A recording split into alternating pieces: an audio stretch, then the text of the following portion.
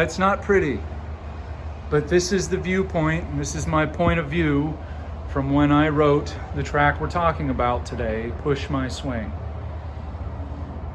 It was during COVID, March of 2020, and I lived on this porch with my guitar, and I watched my children play in this yard. So, this episode's going to look a little bit different because this is a different kind of song. There's no real rhyme or reason. I didn't allow myself to follow any rules. Not that anyone ever should, but this song didn't come about because I had something that I wanted to say. It didn't come about because there was something I needed to get across. What was going on was, while I was standing on the porch watching my children push themselves on a swing, I kept playing this riff. So I'm capo 5 in a G formation, which is going to put me in the key of C. But I just kept playing this over and over again.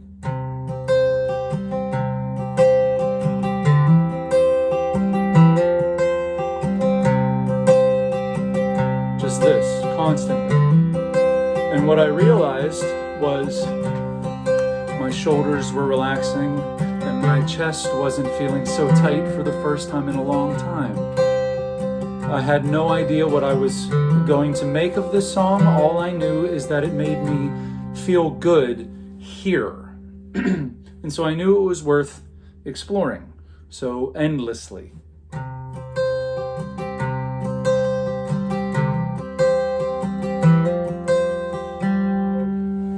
A minor. And then the riff descends. And it hangs out, which would be, the capo 5 voicing is basically an A minor 7 with a F sharp in the bass. Given the capo, this is actually D minor 7 with a B over B. But it's nice and dissonant. And I liked that. I liked that there was, in the middle of this song, that made me feel really, really good. There was something that tightened you up real quick. And that's all I had. And probably for about 3 weeks, all I did was go...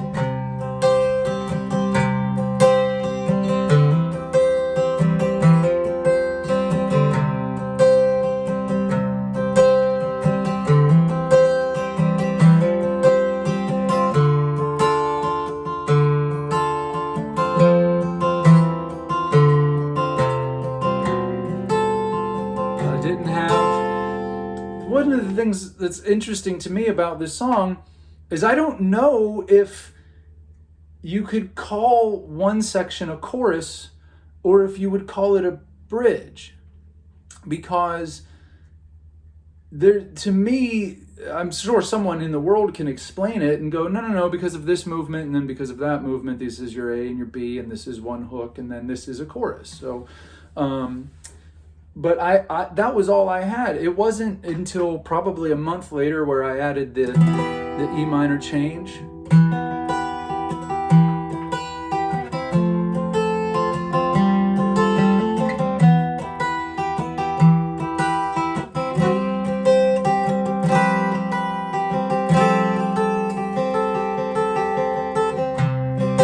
And right back into it, right? All of the music felt really, really good. Like I said, the only reason I saw this song through was because of how it made me feel physically. It took a lot of my stress away.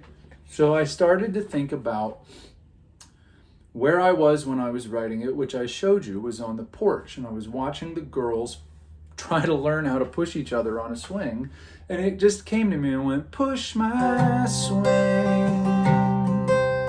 Let my face feel the breeze. I'll go as high as I please, and I won't come down.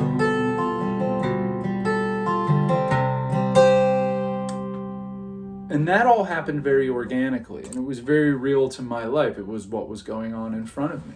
But what the problem I was having, and I have this problem a lot of songwriters do, is what do you do next? Where's your story going to go? So I decided to break it up into these little one section stories about things that still make me feel good. I love singing, and I love singing along to music. And that's what that lyric, the next lyric, represents. Every time a song gets stuck in your mind, you sing along just fine, but you might get some words wrong. You know, and then that brings us into the first change here, where it's a B minor, if you're following along capo 5, but it's actually an E minor. And I know I was listening over COVID, I listened to a lot of Simon and Garfunkel, a lot of Paul Simon. So that would be why you get this swept away in faded melodies, caught between the softly sung harmonies. And it's only now when I go back and I listen to it, I think about things that I've learned about arrangement, about production, about writing, and about the marriage of lyric and melody, that I feel as though the whole song kind of floats right here, but every now and then it brings you down. You know, when you have this movement happening in that chorus bridge part. And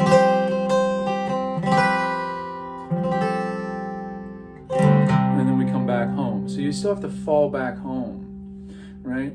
And then probably the next two little stories I was telling kind of connects us back to Hudson Avenue. When I had moved out of my hometown, it was things weren't going very well. So like the last few years that I lived in Monongahela, and then the few years after I moved out that I had visited, I had realized that the town had just fallen into disrepair. And so there's still a freeing, a sense of carefree about riding around with the windows down. And so that's why you have that windows down is the only way to view this town, but it has to be interrupted by dodging all the potholes. And then I started to think about how there were so many summers I spent on the front porch swing with either someone that I was dating or someone that I wanted to date, and we used to just sit and just rock on that porch swing. So days grow long, summer sun comes on strong, you and I are right where we belong, alone and so in love. So it's something that, it's a cool song because it took me from where I was in my exact location and then just kept moving me around. Lyrically, I will say that this is probably, as far as the lyrics are concerned, the coolest part was the second time it goes into that minor section. The lyrics are, silenced by the falling of the rain, come inside and kiss me once again. And the come inside and kiss me once again part was just to finish the melody in a way that would make sense. It took me months to finish writing this song, and so I was at work, and it's the summer, and I'm sitting outside one of the doors on a break, and I'm playing my little guitar that I have at work, and I'm just trying to do, and I'm just playing this song over and over again, and then it suddenly, like it does, just started to pour down rain. And no matter how hard I was playing, how hard I was strumming, you couldn't hear me. So silenced by the falling of the rain. That was very real. And I went inside and I just kind of went, silenced by the falling of the rain. Cool. And it probably was later that night that I came up with the come inside and kiss me please once again. So let's go take a look at what the session looked like. I'm going to show you just a couple of things as far as the recording of the project, because that's really about it. I just kept playing the song so long as it felt good, and if something did feel good, if it stayed in that stress-free kind of lilty, floaty concept, then I left it in and I tried not to question it. So come on. All right, so here we are in GarageBand. I think I have, right now I've got the drums soloed because I actually played the drums to this track using my MIDI controller. So here's how remedial my drum concepts are.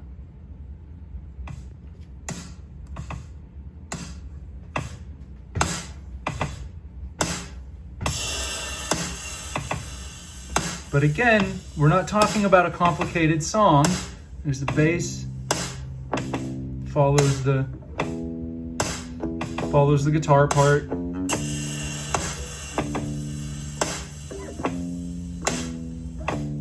Easy. Everything was easy. Yeah, man, you want to talk about how talented of a drummer I am? But that's really what it looked like. It wasn't until I got in here and started doing this stuff that I realized that I had recorded a live in the room guitar, but I didn't add it. Both of the guitar parts that you're hearing here throughout the whole thing, they're direct. That's directly in. And that's why it's bright. That's why it sounds the way that it does. But there was a live guitar part way down here.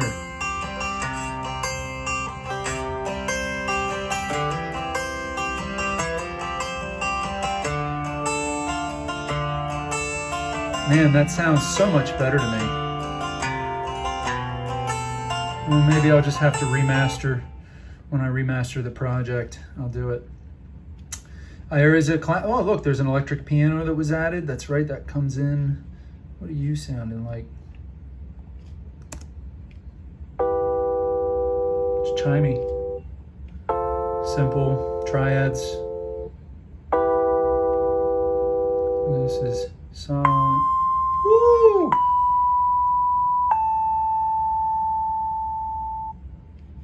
That's got to be doubling a harmony. All those big harmonies, that Simon and Garfunkel thing that was going on is right here.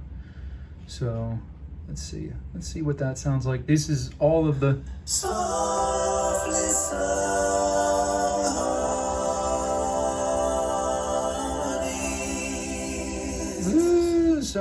it's not too bad. What does it sound like with this massive electric piano line on it?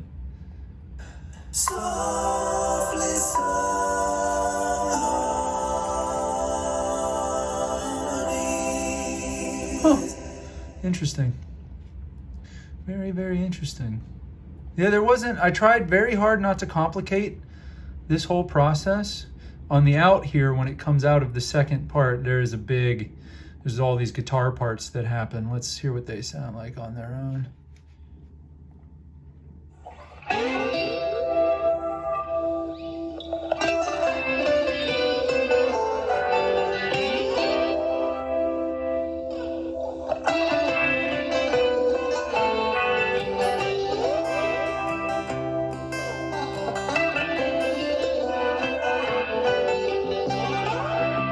Interesting. It just loops over and over again.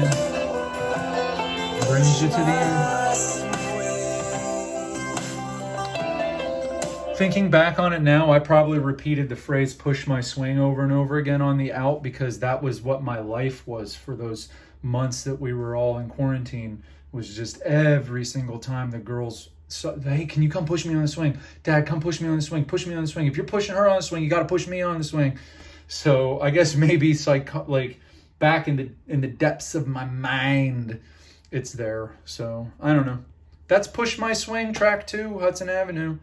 Just tried to finish an idea that was making me feel real good about life. So I hope you kind of get that sense from it when you are listening to it.